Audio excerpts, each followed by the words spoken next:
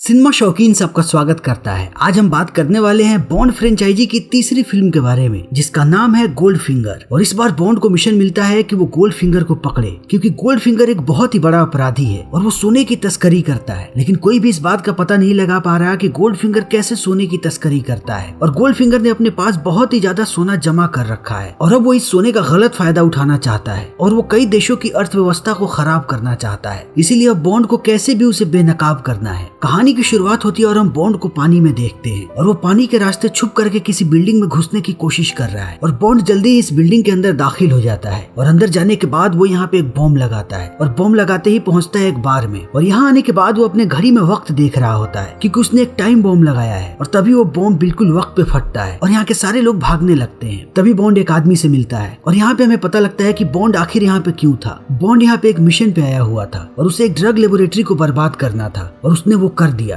और अब बॉन्ड अपनी छुट्टियां मनाने के लिए मायामी के लिए निकलने वाला है। लेकिन मायामी जाने से पहले वो इसी बार की एक लड़की से मिलता है और उसके साथ इंटीमेट होने लगता है, क्योंकि बॉन्ड अपनी हरकतों से कभी बाज नहीं आता। तभी इसी बीच एक आदमी बॉन्ड पे हमला कर देता है, लेकिन बॉन्ड उसे बड़ी ही चालाकी के साथ मार देता है और फिर निकल पड़ता है मायामी के लिए। और बॉन्ड मायामी में अच्छा समय बिताने लगता है। तभी वहाँ पे उसकी मुलाकात होती है फेलिक्स लीटर से। और लीटर एक CIA एजेंट है जिसे हमने डॉक्टर नो में बॉन्ड के साथ काम करते हुए देखा था। और लीटर यहाँ बॉन्ड को कहता है कि मुझे एम ने भेजा है और उसने तुम्हें एक नया मिशन दिया है कि तुम ओरिक गोल्डफिंगर नाम के आदमी पे नजर रखो, क्योंकि सबको पता है कि ये आदमी सोने की तस्करी करता है, लेकिन किसी के पास भी इसके खिलाफ कोई भी सबूत नहीं है। इसीलिए अब तुम्हें इस पे नजर रखनी है और इस आदमी से संभल के रहना, क्योंकि ये बहुत ही चालाक है और ये बहुत ही बेहतरीन कार्ड प्लेयर है, क्योंकि इसे ताश खेलने में कोई नहीं हरा पाता। और इतना कहने के बाद लीटर यहाँ से निकल जाता है और अब बॉन्ड गोल्ड फिंगर के पीछे पड़ जाता है और वो देखता है कि गोल्ड फिंगर कार्ड्स खेल रहा है। तभी बॉन्ड की नजर पड़ती है गोल्ड फिंगर के कान पे और वो देखता है कि उसने अपने कान में एक ईयरफोन लगा रखा है। और अब यहाँ पे बॉन्ड को कुछ गड़बड़ लगती है, क्योंकि सबका यही कहना है कि गोल्ड फिंगर कभी भी कार्ड्स में नहीं हारता। इसीलिए वो इस गुत्थी को सुलझाने के लिए पहुंचता है गोल्ड फिंगर के कमरे में। तभी उसे वहाँ पे एक लड़की दिखाई पड़ती है और उसके साथ साथ उसे एक रेडियो भी दिखाई पड़ता है। और ये लड़की गोल्ड फिंगर को सारी बातें बता रही होती है कि उसके सामने जो व्यक्ति बैठा है उसके पास कौन कौन से पत्ते हैं। और बॉन्ड यहाँ पे सारा खेल समझ जाता है, इसीलिए वो रेडियो को ऑफ कर देता है और इस लड़की पे अपना जादू चलाने लगता है और उसे अपनी मीठी मीठी बातों में रिझाने लगता है। और यहाँ पे हमें पता लगता है कि इस लड़की का नाम है जिल मास्टरसन। और बॉन्ड यहाँ पे जिल को अपनी तरफ आकर्षित कर लेता है और फिर वो उस रेडियो को ऑन करता है और गोल्डफिंगर को कहता है कि तुमने इस आदमी से अब तक जितने पैसे जीते हैं, तुम्हें इससे सारे पैसे हारने पड़ेंगे, वरना मैं इस बात को हर जगह फैला दूंगा और इसका अंजाम क्या हो सकता है वो तुम्हें भी पता है। इसीलिए अब गोल्डफिंगर इस आदमी से हारने लगता है और इस बात से गोल्डफिंगर को बहुत ही ज्यादा गुस्सा आता है। और अब बॉन्ड जिल को लेकर के अपने कमरे में जाता है और ये दोनों इंटीमेट होने लगते हैं। तभी रात में इनके कमरे में एक आदमी आता है जो कि बॉन्ड के सर पे वार करता है और बॉन्ड बेहोश होकर के नीचे गिर जाता है। और जब बॉन्ड की आंख खुलती है तो वो देखता है कि जिल मर चुकी है। उसके पूरे शरीर पे सोने का पेंट लगाया गया है और फिर स्किन सफोकेशन से उसकी मौत हो चुकी है। इसीलिए अब बॉन्ड पहुंचता है लंदन और एम यहाँ पे बॉन्ड पे बहुत ही ज्यादा गुस्सा है। इसीलिए वो कहते हैं कि तुम अपने काम से भटक चुके थे, तुम्हारी जिम्मेवारी थी कि तुम गोल्ड फिंगर पे नजर रखो, लेकिन तुम गोल्ड फिंगर के बजाय उस लड़की पे ज्यादा ध्यान दे रहे थे। और अब बॉन्ड कहता है कि मुझे पता है उस लड़की को गोल्ड फिंगर नहीं मारा है, इसीलिए मैं अभी भी इस मिशन को पूरा कर सकता हूँ। और एम कहते हैं कि ये बदला लेने का समय नहीं है, अगर तुम बदले का सोच रहे हो तो मैं ये मिशन 008 को दे दूंगा। लेकिन बॉन्ड कहता है कि मैं इस मिशन को कर सकता हूँ और एम भी उसकी बात मान जाते हैं। लेकिन इस मिशन को शुरू करने से पहले बॉन्ड को पूरी जानकारी चाहिए कि आखिर गोल्ड फिंगर का प्लान क्या है। और अब गोल्ड फिंगर की प्लानिंग को समझाने के लिए एम बुलाता है बैंक ऑफ इंग्लैंड के गवर्नर को और गवर्नर बताते हैं कि गोल्ड फिंगर के पास बहुत ही ज्यादा सोना है और वो सारे सोने को नाजायज तरीके से खरीदता है और वो सोने को बहुत ही कम दाम में खरीदता है। लेकिन वो इस सोने को बेचने के लिए ऐसे देश को चुनता है जहाँ पे इसकी कीमत ज्यादा है, क्योंकि सोने की कीमत हर एक देश में अलग है। लेकिन आज तक किसी को ये बात पता नहीं चल पाई कि गोल्ड फिंगर आखिर सोने को एक देश से दूसरे देश कैसे लेकर के जाता है, क्योंकि सोने को किसी भी देश के बॉर्डर को क्रॉस करवाना बहुत ही मुश्किल होता है। और अगर एक बार हमें सबूत मिल जाए कि वो सोने की कैसे तस्करी करता है तो हम उसे झट से पकड़ लेंगे। और बॉन्ड का यही मिशन है कि वो इस बात का खुलासा करे और बॉन्ड भी इस मिशन को पूरा करने के लिए राजी हो जाता है। तब यहाँ पे बॉन्ड को इस मिशन से जुड़ी कुछ चीजें दी जाती है, जैसे कि एक सोने का बार और एक हाईटेक गाड़ी जिसमें बहुत सारे हथियार लगे हुए हैं। और उसके साथ साथ बॉन्ड को 2 ट्रैकिंग डिवाइसेस भी दी जाती है। और अब बॉन्ड अपने मिशन पे निकल पड़ता है और वो मिलता है गोल्ड फिंगर से, जहाँ गोल्ड फिंगर गोल्फ खेल रहा होता है। और अब बॉन्ड गोल्ड फिंगर को एक मैच खेलने के लिए कहता है और इसी समय हम गोल्ड फिंगर के सबसे खास आदमी को देखते हैं जिसका नाम है ऑड जॉब। और ये वही आदमी है जिसने जिल को मारने से पहले बॉन्ड को बेहोश किया था। और अब इस मैच को शुरू करने से पहले गोल्ड फिंगर बॉन्ड से पूछता है कि वो दांव पे क्या लगाएगा। तो बॉन्ड वही सोने का बार देता है जो उसे MI6 ने ने दिया था और गोल्डफिंगर समझ जाता है कि इस सोने की बार की कीमत $5000 होगी, इसीलिए गोल्डफिंगर भी $5000 की बाजी खेलता है। लेकिन जैसे ही ये खेल शुरू होता है गोल्डफिंगर चीटिंग करना शुरू कर देता है। जब उसका बॉल नहीं मिलता है और वो समझ जाता है कि वो जल्दी ही हार जाएगा, तभी ऑड जॉब एक नया बॉल नीचे गिरा देता है और कहता है कि यही बॉल है गोल्डफिंगर का। लेकिन बॉन्ड इस चाल को समझ जाता है क्योंकि गोल्डफिंगर के पुराने बॉल के ऊपर ही बॉन्ड खड़ा होता है, इसीलिए अब बॉन्ड भी अपना दिमाग लगाना शुरू करता है और वो जल्दी ही गोल्डफिंगर को हरा देता है। और इसी बीच गोल्डफिंगर भी समझ जाता है कि बॉन्ड यहाँ पे उसके साथ गोल्फ खेलने नहीं आया था, बल्कि बॉन्ड के दिमाग में जरूर कुछ चल रहा है। इसीलिए गोल्डफिंगर उसे कहता है कि तुम्हें मेरे रास्ते में नहीं आना चाहिए। इसीलिए वो बॉन्ड को डराने के लिए ऑड जॉब को कहता है कि वो अपनी ताकत दिखाए और ऑड जॉब सबसे पहले गोल्फ के बॉल को अपने हाथों से चकनाचूर कर देता है और फिर वो अपना हैट निकालता है और हैट से एक पुतले का गला काट देता है। लेकिन इसी बीच बॉन्ड बड़ी ही चालाकी के साथ एक ट्रैकिंग डिवाइस को गोल्डफिंगर की गाड़ी में लगा देता है और जैसे ही गोल्डफिंगर यहाँ से निकलता है वो ट्रैकिंग डिवाइस की मदद से उसका पीछा करने लगता है। और जब बीच में गोल्डफिंगर की गाड़ी एक जगह रुकती है, उससे थोड़ी ही दूरी पे बॉन्ड भी अपनी गाड़ी रोक देता है। तभी वहाँ पे अचानक एक गोली चलती है और बॉन्ड देखता है कि ये गोली एक लड़की ने चलाई है, इसीलिए बॉन्ड अब उस लड़की का पीछा करने लगता है। और वो जैसे ही लड़की के पास जाता है वो अपनी हाईटेक गाड़ी का इस्तेमाल करता है और उस लड़की की गाड़ी का टायर पंचर कर देता है। और अब मदद करने के बहाने बॉन्ड उस लड़की को अपनी गाड़ी में बैठा लेता है और वो लड़की उसकी गाड़ी में बैठ भी जाती है। तब बॉन्ड को समझ में आता है कि बॉन्ड उस लड़की का निशाना नहीं था, इसीलिए बॉन्ड अब बातों ही बातों में उस लड़की के बारे में जानने की कोशिश करता है। लेकिन वो लड़की इसे कुछ भी नहीं बताती और जैसे ही वो एक गैराज को देखती है वो कहती है कि मुझे यहीं उतार दो और बॉन्ड इस लड़की को यहीं पे उतार देता है। और फिर वो निकलता है गोल्डफिंगर के पीछे और वो जैसे ही गोल्डफिंगर की कंपनी के पास पहुंचता है वो देखता है कि यहाँ पे बहुत ही ज्यादा सिक्योरिटी है, इसीलिए बॉन्ड अब रात होने का इंतजार करने लगता है। और जैसे ही रात होती है वो गोल्डफिंगर के फैक्ट्री के अंदर दाखिल होता है और यहाँ पे बॉन्ड गोल्डफिंगर को देखता है एक चाइनीज आदमी से बात करते हुए और गोल्डफिंगर यहाँ पे अपना राज बताता है कि आखिर वो इंग्लैंड से बाहर अपने सोने को कैसे निकालता है। वो अपनी पूरी गाड़ी को सोने में तब्दील कर देता है, वो सोने की गाड़ियां बनवाता है अपने लिए और उन्हीं गाड़ियों में बैठ के वो इंग्लैंड से बाहर जाता है। इसीलिए आज तक किसी को इस पे शक नहीं हुआ और कोई इसे कभी पकड़ नहीं पाया। और इन्हीं बातों के दौरान गोल्डफिंगर कहता है कि अब वो अपना ज्यादा से ज्यादा समय ऑपरेशन ग्रैंड स्लैम को दे रहा है और अब यहाँ पे बॉन्ड को सारी जानकारियां मिल चुकी है, इसीलिए वो गोल्डफिंगर की फैक्ट्री से बाहर निकल जाता है। तभी वो देखता है कि यहाँ पे कोई है जिसके हाथ में एक स्नाइपर है और ये स्नाइपर जल्दी एक वायर में टच हो जाता है जिससे यहाँ पे चारों तरफ अलार्म बजने लगता है। तभी बॉन्ड उसे स्नाइपर वाले को पकड़ लेता है और वो जैसे ही उसका मुखौटा हटाता है और वो देखता है कि ये वही लड़की है जिससे आज वो मिला था और बॉन्ड समझ जाता है कि ये लड़की गोल्डफिंगर को मारने की कोशिश कर रही है। इसीलिए वो पूछता है कि आखिर तुम गोल्डफिंगर को क्यों मारना चाहती हो और वो कहती है कि उसने मेरी बहन को मारा है, मेरी बहन का नाम था जिल मास्टरसन। और अब बॉन्ड इस लड़की की मदद करने लगता है, इसे यहाँ से लेकर के जाने लगता है क्योंकि बॉन्ड की वजह से ही जिल मरी थी, इसीलिए बॉन्ड अब इसे लेकर के यहाँ से भागने लगता है। लेकिन गोल्डफिंगर के लोग इसके पीछे लग चुके हैं और वो इनका पीछा ही नहीं छोड़ते। बीच बीच में बॉन्ड अपनी हाईटेक गाड़ी का इस्तेमाल करता है और वो उनकी कई गाड़ियों को बर्बाद कर देता है, लेकिन फिर भी ये लोग इनका पीछा नहीं छोड़ते। इसीलिए बॉन्ड एक जगह गाड़ी रोक करके जिल को कहता है कि भागो और जिल यहाँ से भागने लगती है। तभी वहाँ पे ऑड जॉब आ जाता है और वो अपनी टोपी से जिल को मार देता है और जिल को मारने के बाद ये लोग बॉन्ड को भी पकड़ लेते हैं और उसे पकड़ करके फैक्ट्री पे वापस ले जाते हैं। लेकिन इसी बीच बॉन्ड फिर से भागने की कोशिश करता है, लेकिन उसकी गाड़ी एक दीवार से टकराती है और वो बेहोश हो जाता है। और जब उसे होश आता है तो वो अपने सामने गोल्डफिंगर को देखता है और गोल्डफिंगर कहता है कि इसे मार दो। और अब ये लोग बॉन्ड पे एक लेजर लाइट छोड़ने वाले होते हैं और जब बॉन्ड देखता है कि वो मरने ही वाला है तभी वो गोल्डफिंगर से कहता है कि MI6 तुम्हारे ऑपरेशन ग्रैंड स्लैम के बारे में जानती है और अगर मुझे कुछ भी हुआ तब वो लोग मुझे ढूंढने के लिए आएंगे और तुम्हारी सारी चीजों को तहस नहस कर देंगे। और गोल्डफिंगर इसकी बातों पे विश्वास कर लेता है और वो निश्चय करता है कि वो बॉन्ड को तब तक जिंदा रखेगा जब तक वो ऑपरेशन ग्रैंड स्लैम को पूरा ना कर ले और वो बॉन्ड को अपने पूरे कंपाउंड में घुमाता रहेगा ताकि अगर MI6 के लोग इस पे नजर रखने के लिए आए तो वो बॉन्ड को देख करके चले जाए कि बॉन्ड इस मिशन को आगे बढ़ा रहा है। और अब ये लोग बॉन्ड को फिर से बेहोश कर देते हैं और इस बार जब बॉन्ड की आंख खुलती है तो अपने आप को एक प्राइवेट जेट में पाता है और यहीं पे बॉन्ड को एक लड़की मिलती है जिसका नाम होता है पुसी गैलोर और वही इस जेट की पायलट है। और गैलोर बताती है कि अभी ये लोग अमेरिका जा रहे हैं ऑपरेशन ग्रैंड स्लैम को पूरा करने के लिए, इसीलिए ये लोग जल्दी ही केंटकी पहुंचने वाले हैं। इसीलिए बॉन्ड अब कपड़े बदलने के बहाने अपने ब्रीफकेस को लेकर के वॉशरूम में जाता है और अंदर वो अपने ट्रैकिंग डिवाइस को एक्टिवेट कर देता है और फिर उसे अपने जूते में लगा लेता है ताकि MI6 को इसके बारे में पता लग जाए। और अब बॉन्ड जैसे ही केंटकी पहुंचता है MI6 को इसके बारे में पता चल जाता है और उन्हें ये भी पता लग जाता है कि बॉन्ड अभी गोल्डफिंगर के प्राइवेट जेट में सफर कर रहा है। तभी हम बॉन्ड को देखते हैं जो कि एयरपोर्ट पहुंच चुका है और यहाँ उतरने के बाद उसे आसमान में बहुत सारे प्लेन्स दिखाई पड़ते हैं और बॉन्ड उन्हें देख ही रहा होता है। तभी गैलोर उसके पास आती है और कहती है कि इन सबको मैंने ही ट्रेनिंग दी है जितने भी लोग अभी प्लेन को उड़ा रहे हैं और हम जल्दी ही यहाँ पे कलाबाजी करने वाले हैं और ये लोग इसी चीज की रिहर्सल कर रहे हैं। और ये सारी बातें चल ही रही होती है तभी यहाँ पे ऑड जॉब आता है और वो बॉन्ड को लेकर के चला जाता है और जल्दी ही ऑड जॉब बॉन्ड को लेकर के पहुंचता है गोल्डफिंगर के फार्म हाउस पे और फिर बॉन्ड को एक कमरे में बंद कर दिया जाता है और अब गोल्डफिंगर की मीटिंग शुरू होती है। यहाँ पे गोल्डफिंगर के सामने वो सारे लोग होते हैं जिन्होंने ऑपरेशन ग्रैंड स्लैम में पैसे लगाए हैं और अब उनके सब्र का बांध टूट रहा है, इसीलिए वो यहाँ पे आए हुए हैं क्योंकि उन्हें अपना पैसा वापस चाहिए। तभी गोल्डफिंगर कहता है कि मुझे बस एक दिन का और वक्त चाहिए और मैंने जितने पैसे आपको देने का वादा किया है मैं उससे 10 गुना ज्यादा पैसे आप लोगों को दूंगा। लेकिन इस बात को सुनने के बाद किसी को भी इस बात पे विश्वास नहीं होता। तब गोल्डफिंगर इन्हें अपनी प्लानिंग बताता है कि कल ये लोग फोर्ट नॉक्स नाम के एक डिपोजिटरी को लूटने वाले हैं और वहाँ पे इनके उम्मीद से भी ज्यादा सोना है। लेकिन इस बात को सुनने के बाद ये सारे लोग हंसने लगते हैं क्योंकि फोर्ट नॉक्स में चोरी करना मुश्किल ही नहीं नामुमकिन है। तभी हम बॉन्ड को देखते हैं जिसने उस गार्ड को चकमा दे दिया है जो उसकी पहरेदारी के लिए था और उसे चकमा देने के बाद बॉन्ड यहाँ से निकल चुका है और फिर बॉन्ड जाता है मीटिंग वाले कमरे के पास वाले कमरे में और वहाँ से वो गोल्डफिंगर की सारी बातें सुनने लगता है। तभी गोल्डफिंगर अपनी पूरी प्लानिंग सारे लोगों को बताता है कि कल आसमान में एक कलाबाजी होगी जिसमें बहुत सारे प्लेन्स शामिल होंगे और वो सारे के सारे प्लेन्स हमारे हैं और वो आसमान से डेल्टा 9 नर्व गैस की बारिश करेंगे और जो व्यक्ति भी उस गैस की चपेट में आएगा वो लंबे वक्त के लिए बेहोश हो जाएगा। लेकिन गोल्डफिंगर यहाँ पे इन सारे लोगों से झूठ बोल रहा है। इस गैस की चपेट में जितने भी लोग आते हैं वो मर जाते हैं, वो बेहोश नहीं होते। और अब इन सारी बातों को सुनने के बाद गोल्डफिंगर का एक पार्टनर कहता है कि मुझे 10 गुना पैसे नहीं चाहिए, मुझे सिर्फ मेरे पैसे वापस दे दो, मुझे यहाँ से जाना है। तभी हम बॉन्ड को देखते हैं जिसने इन सारी बातों को एक पर्ची पे लिख दिया है और उसी पर्ची के अंदर वो अपनी ट्रैकिंग डिवाइस को डाल देता है और उसे फोल्ड करके पॉकेट में रख लेता है। तभी वहाँ पे गिलोर आती है और वो बॉन्ड को पकड़ लेती है और यहाँ से लेकर के जाने लगती है। तभी हम गोल्डफिंगर को देखते हैं जो कि अपने एक पार्टनर को लेकर के यहाँ से बाहर चला जाता है, जो पार्टनर उससे अपना हिस्सा मांग रहा है और बाकी सारे पार्टनर्स इसी कमरे में रह जाते हैं। तभी ये लोग इस कमरे में डेल्टा 9 नर्व गैस छोड़ देते हैं और इन सारे लोगों की यहीं पे मृत्यु हो जाती है और अब गोल्डफिंगर अपने आखिरी बचे हुए पार्टनर को उसका हिस्सा दे रहा है। तभी यहाँ पे गिलोर आती है बॉन्ड को लेकर के और कहती है कि बॉन्ड ताका झाकी कर रहा था, लेकिन इसी बीच बड़ी ही चालाकी के साथ बॉन्ड उस पर्ची को उस आदमी के पॉकेट में डाल देता है जिस आदमी को गोल्डफिंगर उसका आखिरी हिस्सा दे रहा है और अब वो आदमी यहाँ से बाहर जाने लगता है, लेकिन उसे छोड़ने के लिए जा रहा है ऑड जॉब। और ऑड जॉब जैसे ही उस आदमी को लेकर के बाहर निकलता है, इस आदमी का सिग्नल मिल जाता है MI6 वालों को और वो इस ट्रैकिंग डिवाइस की लोकेशन की तरफ आगे बढ़ने लगते हैं। तभी हम ऑड जॉब को देखते हैं जो कि उस आदमी को मार देता है और उसे मारने के बाद वो उसकी गाड़ी के साथ पहुंचता है एक जंक यार्ड में, जहाँ पे उस आदमी के साथ साथ इस गाड़ी का भी कचुम्बर बना दिया जाता है और फिर ऑड जॉब उस गाड़ी के कचुम्बर को अपनी गाड़ी में लादता है और वहाँ से निकल पड़ता है फार्म हाउस की तरफ। तभी हम गोल्डफिंगर को देखते हैं जो गलोर को कहती है कि तुम्हें कैसे भी बॉन्ड को कल तक उलझा करके रखना पड़ेगा ताकि वो हमारे लिए कोई परेशानी खड़ी ना करे। तभी हम यहाँ पे MI6 के एक एजेंट और लीडर को देखते हैं जो कि उस ट्रैकिंग डिवाइस का पीछा करते करते यहाँ तक पहुँच चुके हैं। इसीलिए गोल्डफिंगर बॉन्ड को बुलाने के लिए कहता है ताकि वो लोग बॉन्ड को देख ले और उन्हें लगे कि उनके प्लानिंग के मुताबिक उनका मिशन आगे बढ़ रहा है और वो यहाँ से चले जाए। तभी बॉन्ड आता है गोल्डफिंगर के पास और कहता है कि मुझे लगता है कि तुम्हारा ऑपरेशन ग्रैंड स्लैम फेल होने वाला है क्योंकि फोर्ट नॉक्स में घुसने के बाद तुम्हारे पास सिर्फ 2 घंटे का वक्त होगा और 2 घंटे के बाद वहाँ पे US आर्मी आ जाएगी क्योंकि फोर्ट नॉक्स में जितना भी सोना है अगर तुम सारे सोने को निकालने की कोशिश करो तो तुम्हें 12 दिनों का वक्त लग जाएगा क्योंकि सोने में बहुत ही ज्यादा वजन होता है, इसीलिए तुम सारे के सारे सोने को कभी वहाँ से नहीं निकाल पाओगे। और इस बात को सुनते ही गोल्डफिंगर हंसने लगता है और कहता है कि तुम्हें किसने कहा कि मैं वहाँ से सोना निकालूंगा, मैं वहाँ से एक भी सोना नहीं निकालने वाला, बल्कि मैं वहाँ पे एक बॉम्ब की मदद से सारे के सारे सोने में रेडिएशन भर दूंगा जिससे वो अगले 50 साल के लिए बेकार हो जाएंगे और जैसे ही ये सारा का सारा सोना बेकार होगा तब अपने आप जितना भी सोना मेरे पास बचा हुआ है उन सब की वैल्यू बढ़ जाएगी जिससे कई देशों की अर्थव्यवस्था खराब हो सकती है। तभी बॉन्ड कहता है और तुम्हें क्या लगता है कि अगले 50 सालों तक कोई उस बॉम्ब को नहीं ढूंढ पाएगा? और गोल्डफिंगर कहता है कि कोई कोशिश ही नहीं करेगा क्योंकि वो बॉम्ब दूसरे बॉम्ब के साथ अटैच है और अगर कोई भी फोर्ट नॉक्स के बॉम्ब के साथ छेड़छाड़ करेगा तो उस वक्त हम दूसरे बॉम्ब को कहीं भी फोड़ सकते हैं और वो बॉम्ब व्हाइट हाउस में भी फूट सकता है। और अपनी इन सारी प्लानिंग्स को लेकर के गोल्डफिंगर बहुत ही ज्यादा कॉन्फिडेंट होता है, इसीलिए वो यहाँ से चला जाता है और प्लान के मुताबिक गिलोर आती है बॉन्ड के पास और उसे एक अलग कमरे में लेकर के जाती है जहाँ वो बॉन्ड को अपनी तरफ आकर्षित करने की कोशिश करती है और बॉन्ड भी गिलोर पे अपना जादू चलाने की कोशिश कर रहा है और थोड़ी देर तक इनकी तनातनी ऐसे ही चलती रहती है, लेकिन अंततः ये दोनों इंटीमेट होने लगते हैं। और अगले दिन ऑपरेशन ग्रैंड स्लैम की शुरुआत होती है और गिलोर के सारे स्टूडेंट्स हवा में प्लेन उड़ाने लगते हैं और प्लानिंग के मुताबिक वो हवा में गैस भी बरसाने लगते हैं और देखते ही देखते फोर्ट नॉक्स के आसपास के सारे लोग और सारे गार्ड्स बेहोश हो जाते हैं। और जैसे ही गोल्डफिंगर को खबर मिलती है कि सारे लोग बेहोश हो चुके हैं वो अपनी पूरी टीम को लेकर के निकल पड़ता है और जल्दी ये लोग पहुंचते हैं फोर्ट नॉक्स और सबसे पहले ये लोग मेन गेट को तोड़ते हैं और फिर एक एक करके सारे दरवाजों को तोड़ते हुए पहुंचते हैं तिजोरी तक और तिजोरी के अंदर अपने बॉम्ब को रखते हैं और यहाँ पे इनके साथ बॉन्ड भी होता है और अब ये लोग जल्दी ही इस बॉम्ब को एक्टिवेट कर देते हैं और अब इनके पास सिर्फ और सिर्फ 5 मिनट 50 सेकंड का वक्त है और उसके बाद ये बॉम्ब फट जाएगा।